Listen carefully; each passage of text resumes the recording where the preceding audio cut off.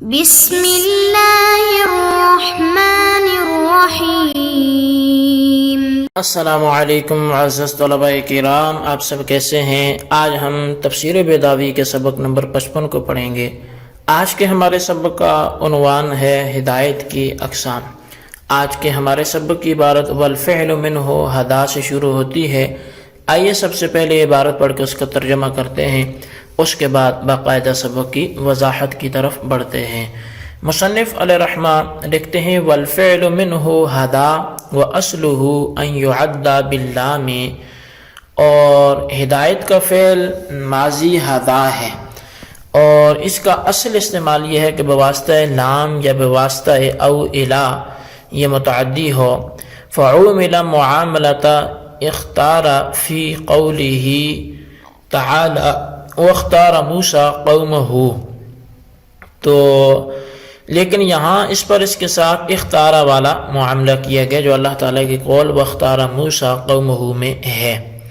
وہدایت اللہ تعالی تتنوع انواعا لا یحصیہا عد، اور ہدایت باری تعالیٰ کی مختلف اقسام ہیں جو غیر محدود ہیں۔ ولیکنہا تنحشر فی اجناس مرتبۃ، لیکن جن میں وہ منحصر ہیں وہ تو غیر طور پر یعنی غیر محدود ہیں، لیکن اس کی جنسیں محدود ہیں جن میں وہ منحصر ہیں، اور جنسوں میں جو ہے وہ ترتیب ہے۔ الاول افادۃ القوى التي بها يتمكن المرء من الاهتداء الى مصالحه كالقوة العقلیة والحواس الباطنة والمشاعر الظاہرة، جیسا کہ ان میں سے جو پہلی قسم ہے ان قوا کا فیضان فرمانا ہے، ان قوتوں کا جن کی وجہ سے انسان اپنے مصالح تک رہیاب ہونے پر قادر ہو جائے، جیسے قوت عقلیہ، حواس باطنہ اور حواس ظاہرہ کا فیضان کرنا۔ الثانی نصب الدلائل الفارقة بین الحق والباطل والصلاح والفساد، وإلیہ اشار حیث قال وہدیناہ النجدین، وقال واما ثمود فہدیناہم فاستحبوا العمى علی الہدی۔ اور دوسری قسم ان دلائل کو قائم کرنا ہے جو حق کو باطل اور درستگی و بگاڑ کے درمیان امتیاز پیدا کر دیں، اور باری تعالیٰ نے اس قسم کی طرف اپنے فرمان وہدیناہ النجدین اور اپنے فرمان بہرحال قوم سمود کو ہم نے ہدایت دی تو بس انہوں نے جو ہے وہ گمراہی پر ہدایت پر گمراہی کو پسند کیا، اس میں اشارہ فرمایا ہے۔ الثالث الہدایۃ بارسال الرسل و انزال الکتب، اور تیسری قسم رسولوں کو بھیج کر اور کتابیں نازل فرما کر رہنمائی کرنا ہے۔ وَإِيَّاهَا عَنَا بِقَوْلِهِ وَجَعَلْنَاهُمْ أَئِمَّةً يَهْدُونَ بِأَمْرِنَا، اور اللہ تعالیٰ کے قول وَجَعَلْنَاهُمْ أَئِمَّةً يَهْدُونَ بِأَمْرِنَا اس میں اسی کو مراد لیا ہے، اور اسی طرح وَقَوْلِهِ إِنَّ هَذَا الْقُرْآنَ يَهْدِي لِلَّتِي هِيَ أَقْوَمُ، کہ بے شک یہ قرآن ہے جو ہدایت دیتا ہے قوموں کو، اس فرمان میں بھی یہی ہدایت مراد ہے۔ جی طلبہ کرام، یہ تھی ہمارے آج کے سبق کی عبارت، اس کا ترجمہ۔ آئیے اب اس کی وضاحت کی طرف بڑھتے ہیں۔ اچھا، ہدایت کی اقسام تو ہم بیان کریں گے ہی، لیکن اس سے پہلے جو ہے وہ والفعل منہ ہدا سے ہدایت پر صرفی اعتبار سے مصنف علیہ رحمہ نے تھوڑی سی بحث کی ہے۔ صرفی بحث کا حاصل یہ ہے کہ ہدایت فعل ناقص باب ضربہ سے ہے، ہدا یہدی، اور اصل وضع کے اعتبار سے لام یا الا کے ساتھ یہ متعدی ہونا چاہیے، لیکن اس کے صلہ کو حذف کر کے فعل کو براہ راست مفعول کے ساتھ جوڑ دیتے ہیں، اسی کو حذف والایصال کہتے ہیں، جس طرح کہ واختار موسیٰ قومہ میں کیا گیا، کیونکہ اختارہ کی اصل یہ تھی کہ وہ متعدی بواسطہ من ہو، اور اختار موسیٰ من قومہ یہ استعمال کیا جائے، مگر حرف من کو حذف کر کے فعل اختار کو براہ راست اس کے مفعول قومہ کی طرف متعدی کر دیا گیا۔ وہدایت اللہ تتنوع انواعا سے ہدایت کی تعریف فرمانے کے بعد ہدایت کی اقسام کے اعتبار سے بحث شروع کرتے ہیں۔ اگرچہ جو ہے وہ ہدایت اپنے انواع کے اعتبار سے غیر متناہی ہے، مگر اجناس کے اعتبار سے 4 جنسوں میں منحصر ہے، یعنی ایصال الی المقصود کے اعتبار سے 4 جنسیں بنتی ہیں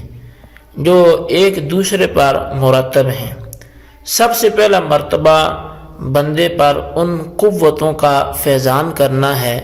کہ جن کے ذریعے سے بندہ اپنے مصالح کو سمجھنے پر قادر ہو جائے۔ مثال کے طور پر قوت عقلیہ کا فیضان کرنا، حواس ظاہرہ اور باطنہ کا فیضان کرنا، لیکن چونکہ مصالح مفاسد کے ساتھ ملے ہوئے ہیں اس لیے ان دلیلوں کا قائم کرنا ضروری ہے جو مصالح اور مفاسد کے درمیان اور حق اور باطل کے درمیان امتیاز پیدا کر دیں۔ حق و باطل کے درمیان اعتقادی روح سے اور صلاح و فساد کے درمیان عملی روح سے، اس وجہ سے دوسرے مرتبے میں ان دلائل کو قائم کرنے کی ضرورت پیش آئی ہے جو حق و باطل کے درمیان اور صلاح و فساد کے درمیان امتیاز کرنے والے ہوں، اور یہی ہدایت کا دوسرا مرتبہ ہے، اور اسی کی طرف اللہ تعالی نے اپنے فرمان وَهَدَيْنَاهُ النَّجْدَيْنِ اور فَاسْتَحَبُّوا الْعَمَىٰ عَلَى الْهُدَىٰ میں ارشاد فرمایا ہے، کیونکہ ہدیناہ النجدین کے معنی یہ ہیں کہ ہم نے انسان کو طریق خیر و طریق شر دونوں کی ہدایت کر دی، یعنی وہ دلائل کام کر دیے جو خیر و شر کے درمیان امتیاز کرنے والے ہیں، اور فہدیناہم فاستحبوا العمیٰ علی الہدیٰ کی قاضی صاحب نے خود تفسیر کی ہے کہ فدللناہم علی طریق الحق کی، کہ ہم نے ان کو حجتوں کے ذریعے، رسولوں کو بھیجنے کے ذریعے حق کے راستے کی رہنمائی کی ہے، یعنی ہم نے قوم سمود کی رہنمائی کی اس طور پر کی تھی کہ رسولوں کو بھیجا تھا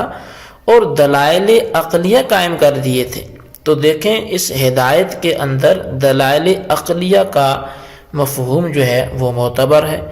اس وجہ سے قاضی صاحب نے اس کو دوسرے مرتبے کی مثال میں پیش کیا ہے۔ لیکن ابھی بعض امور ایسے تھے کہ جن کی حقیقت و بطلان صحت و فساد کی وجہ سے معلوم کرنے کے لیے عقل ناکافی تھی، اس لیے رسولوں کو بھیج کر اور کتابوں کو نازل فرما کر امتیاز کرنا ضروری تھا، لہٰذا تیسرے مرتبے کی ضرورت پیش آئی، جس کے بارے میں قاضی صاحب فرماتے ہیں کہ الثالث الہدایۃ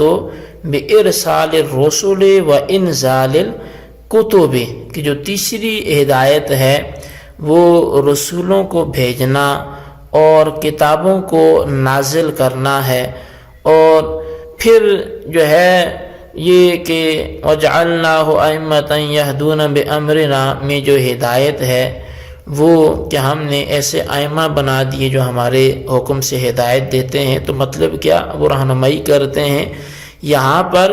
ہدایت بارسال الرسل کی طرف اشارہ ہے، کیونکہ آیت کے معنی ہیں کہ پیغمبروں کو ہم نے مقتدا بنایا کہ ہمارے حکم سے لوگوں کو راہ دکھائیں، اور ان ھذا القرآن یہدی للتی ہی اقوم میں ہدایت بانزال الکتب کی طرف اشارہ ہے،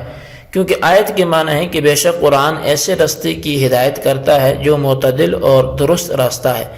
ان دونوں آیتوں سے ثابت ہوتا ہے کہ خود ائمہ ہادی ہے اور خود قرآن ہادی ہے۔ پھر خاص طور سے مصنف کا ایہا انا بطور حصر کہنا کیسے درست ہو سکتا ہے، کیونکہ ایہا انا کے معنی تو یہ ہیں کہ اللہ تعالیٰ نے تیسری ہدایت مراد لی ہے، اور ہدایت کے ثالث قسم ہے۔ ہدایت اللہ کی یعنی اللہ تعالی ہادی ہے، اور ان دونوں آیتوں سے معلوم ہوتا ہے کہ ائمہ ہادی ہیں اور قرآن ہادی ہے۔ تو جواب یہ ہے کہ ان دونوں آیتوں میں اسناد جو ہے وہ جیسے ذبح السکین کے قبیل سے ہے، یعنی فعل کی نسبت سبب کی طرف کر دی گئی، حقیقتاً سکین جو ہے وہ مسند علیہ نہیں ہے۔ اسی طرح ہدایت کی نسبت ائمہ کی طرف اور قرآن کی طرف مجازن ہے، ورنہ حقیقتاً تو ہادی وہ اللہ تعالیٰ کی ذات ہے۔ جی طلبہ کرام، یہ تھی ہمارے آج کے سبق کی عبارت ترجمہ، اس کی وضاحت، اس کو اچھی طرح سمجھے، اس کے خلاصے کو ضرور اپنے رجسٹر پر لکھیں، بالخصوص ان سوالات کے جوابات دیں۔ سوال نمبر 1 یہ ہے کہ ہدایت کی اقسام ہیں، اگر ہیں تو کتنی ہیں؟ اور سوال نمبر 2 یہ ہے کہ ہدایت کی پہلی 3 اجناس کے نام تحریر کریں۔ اللہ تبارک و تعالیٰ سے دعا ہے جو کچھ ہم نے پڑھا سنا سے یاد رکھنے کی توفیق نصیب فرمائے۔ آمین بجاہ نبی الامین صلی اللہ علیہ وسلم۔